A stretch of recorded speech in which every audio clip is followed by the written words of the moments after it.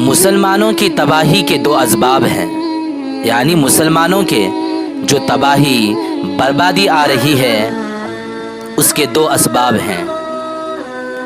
حضرت شیخ الہند رحمہ اللہ تعالی نے مالٹا کی جیل سے واپس آنے کے بعد فرمایا، میں نے جہاں تک جیل کی تنہائیوں میں اس پر غور کیا کہ پوری دنیا میں مسلمان دینی اور دنیاوی ہر حیثیت سے کیوں تباہ ہو رہے ہیں، تو اس کے دو سبب معلوم ہیں۔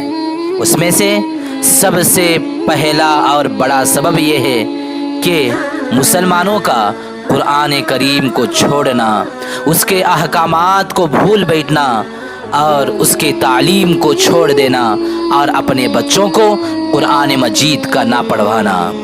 دوسرا سبب ہے کہ مسلمانوں کا آپس میں چھوٹی چھوٹی باتوں پر اختلافات کرنا، لڑائی کرنا، جھگڑے کرنا۔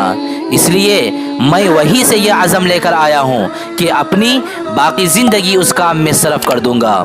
قرآن کریم کو لفظاً اور معناً عام کیا جائے، بچوں کے لیے لفظی تعلیم کے مکاتب بستی بستی میں قائم کی جائے، محلے محلے میں قائم کی جائے، ہر مسجد کے اندر قائم کی جائے، بڑوں کو عوامی درس قرآن کی صورت میں اس کے معانی سے روشناس کرایا جائے اور قرآنی تعلیمات پر عمل کے لیے آمادہ کیا جائے، اور مسلمانوں کے باہمی جنگ و جدال کو کسی بھی قیمت پر برداشت نہ کیا جائے۔ اللہ تعالیٰ سے دعا ہے کہ اللہ تعالیٰ ہمیں ان دو اسباب کو سمجھنے کی توفیق عطا فرمائے اور اس پر عمل پیرا ہونے کی توفیق نصیب فرمائے۔ آمین۔